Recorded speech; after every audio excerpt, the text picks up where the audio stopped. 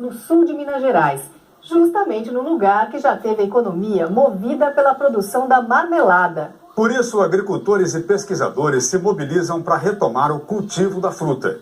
É um resgate também da história e da cultura da região. Respeitável público! Aqui tem marmelada!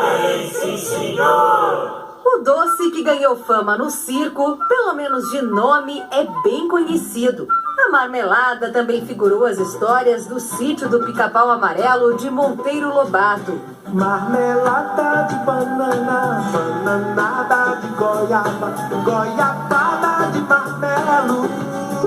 Mas de onde ela vem?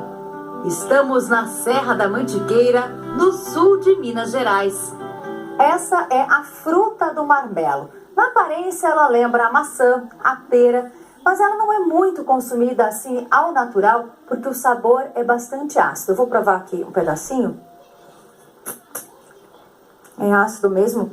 Lembra muito a maçã quando ela ainda está bem verde. Por isso, o principal destino do marmelo é mesmo a produção de doces. A fabricação de marmeladas foi a principal atividade econômica da região no século passado. Hoje está difícil encontrar produtores. Seu César Lourenço é um dos poucos. No município de Marmelópolis, que ganhou o nome justamente por causa da fruta, ele mantém a plantação que era do pai. Tanta gente aqui na região desistiu. O que fez o senhor não desistir? Tem a questão familiar, cultural, né? Meus avós eram produtores, grandes produtores de marmelo. Então, meu pai quis dar continuidade nesse trabalho. E aí ele preservou as lavouras, né? É manter a tradição, isso que é o mais importante. São muitas as lembranças. Na época do marmelo, nós fazíamos compra nos armazéns, ficava um ano sem pagar. Só pagava na safra. Então chegava a safra do marmelo, você recebia aquele dinheiro, pagava os armazéns em conta de um ano. Isso era comum na região, que o povo confiava no marmelo. O marmelo é que deu vida para muita gente.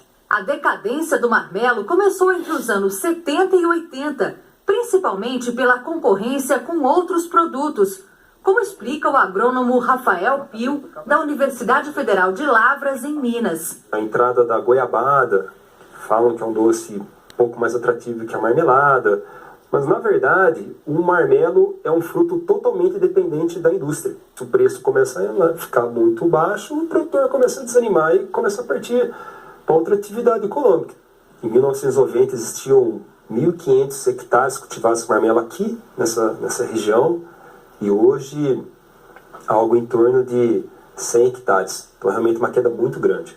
Em toda a região havia mais de 20 indústrias de doce. Naquela época, todas fecharam.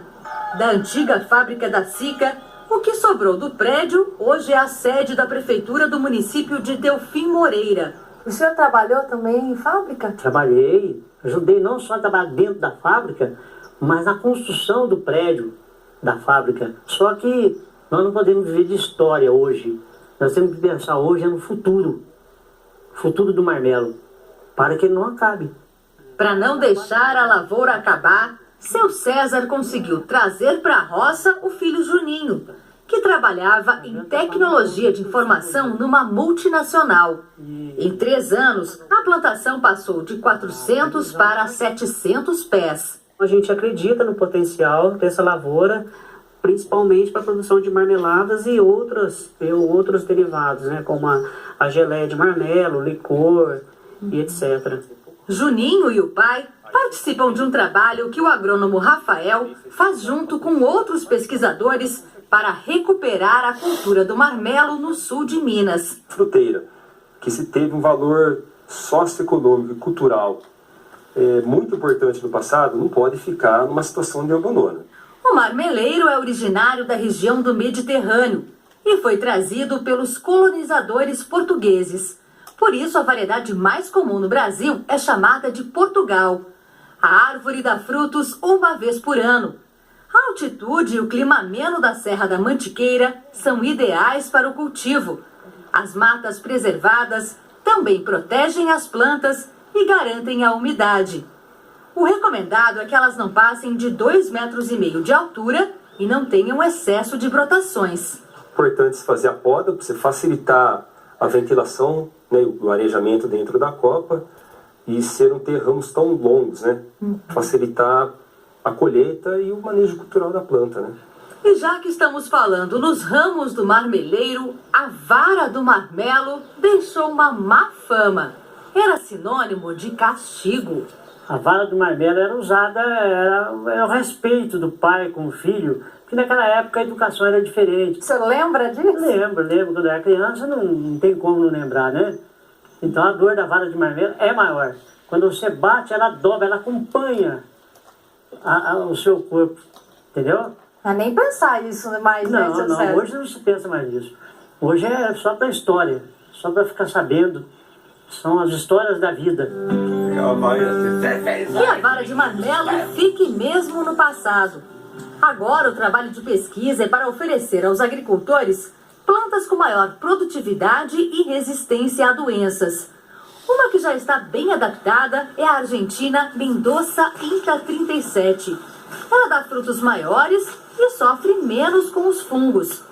7 variedades estão sendo testadas em diferentes lugares de Minas Gerais. O sítio do seu César é um deles. Repare que as mudas plantadas há cerca de 1 ano estão junto com o milho. O milho não atrapalha o desenvolvimento do marmelo? Pelo contrário, ele ajuda no intuito de diminuir a incidência de ventos. Depois que se colhe o milho, a palhada que é depositada sobre o solo vai ser decomposta, os nutrientes vão ser disponíveis para o marmeleiro, então você tem mais benefícios, né? O estímulo ao produtor pode estar na procura. Hoje as agroindústrias estão mais preocupadas em acharem marmelos do que os marmelocultores em acharem as agroindústrias, porque realmente existem poucos produtores de marmelos na região. Foi incentivado pela indústria de um mercado distante daqui que o agricultor Fábio Ricardo de Delfim Moreira decidiu cultivar o marmelo. Ele produz a polpa e manda para uma fábrica de doces no estado de Goiás. Quando o Fábio arrendou essa área, encontrou cerca de 1.000 pés de marmelo abandonados com mais de 30 anos de idade. Foi atrás de assistência técnica e aceitou o desafio de recuperar a lavoura. Ampliou a plantação e agora o marmelo está assim, colorindo a paisagem da Serra da Mantiqueira. O acesso à lavoura não é fácil quando chove. E a colheita manual também fica mais pesada. Foi preciso persistência. Só depois de 5 anos, o Fábio está lucrando com a lavoura. O primeiro ano deu na faixa de uns 500 quilos, isso que tudo. Mas devido à poda foi feita, né? Aí o segundo ano já foi para 1.500, 2.000 quilos. E esse ano, se Deus quiser, eu tô querendo vir, tô achando que vai dar uns 20.000 quilos. Tá, foi uma surpresa para você esse resultado? Ah, foi porque todo mundo que a gente falava que ia cuidar aqui ignorava a gente, né? Ah, você tá louca, vai mexer com marmelo, não sei o quê, não sei o quê. O povo não acreditava que ia dar o que deu. Além de fábricas de Goiás, indústrias de outras partes de Minas absorvem a pouca produção de marmelo da região. Por aqui o que se encontra são pequenas docerias. Há 8 anos, Rui Messias montou uma cozinha artesanal para preparar compotas, geleias, licores e, claro, a marmelada. Polpa de marmelo e açúcar no tacho. Não vai nada de conservante aí? Não. Isso aqui é natural. E o ponto certo de tirar o doce do fogo. Depois que a massa esfria, se soltar fácil da forma, é sinal de que a marmelada ficou boa, segundo o Rui. Isso aí lembra meus 15 anos que se foram, né? Não volta mais. Além dos doces, você sabia que dá para fazer sopa de marmelo? O prato é uma tradição entre as famílias aqui da região que os moradores mais antigos fazem questão de preservar. A sopa de marmelo traz uma lembrança muito grande da família, porque minha mãe gostava de tomar sopa de marmelo. E também ela foi quem ensinou a fazer a sopa de marmelo. E meu pai, ele puxava os marmelos para as fábricas, quer dizer que as lembranças são boas, não são?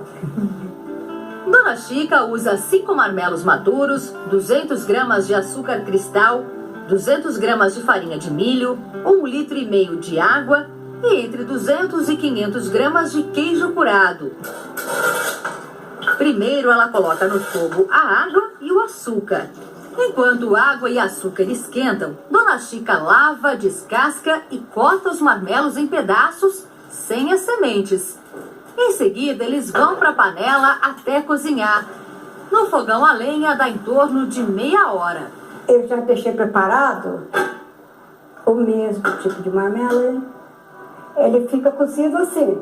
Eu vejo que tá molinho, aí você já pode fazer as outras misturas. O próximo passo é misturar farinha de milho com água. Essa farinha aqui, ela tem que dissolver bastante. É o que vai engrossar a sopa. Mais 15 minutos e acrescente o queijo. A quantidade vai do gosto de cada um. Deixe ferver por mais 15 minutos e a sopa está pronta. Ela fica levemente docinha, né, Dona Chica? Ela fica mas doce. O queijo, ele tira um pouco desse doce. É diferente, mas muito gostosa. Em 2012, a sopa foi reconhecida como Patrimônio Imaterial de Delfim Moreira.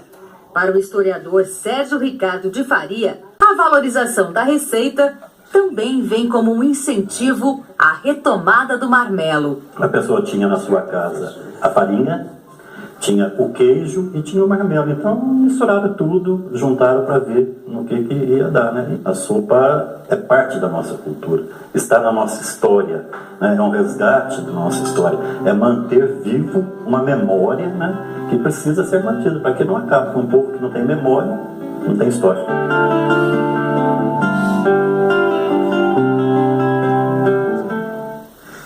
Para incentivar esse resgate, foi criada há 3 anos a Festa do Marmelo em Delfim Moreira. A próxima edição começa sexta-feira, dia 21. O visitante vai ter a oportunidade de degustar a sopa e os doces e ainda conversar com agricultores que estão retomando a cultura do marmelo. Uma boa Páscoa para você. Boa Páscoa e até domingo que vem.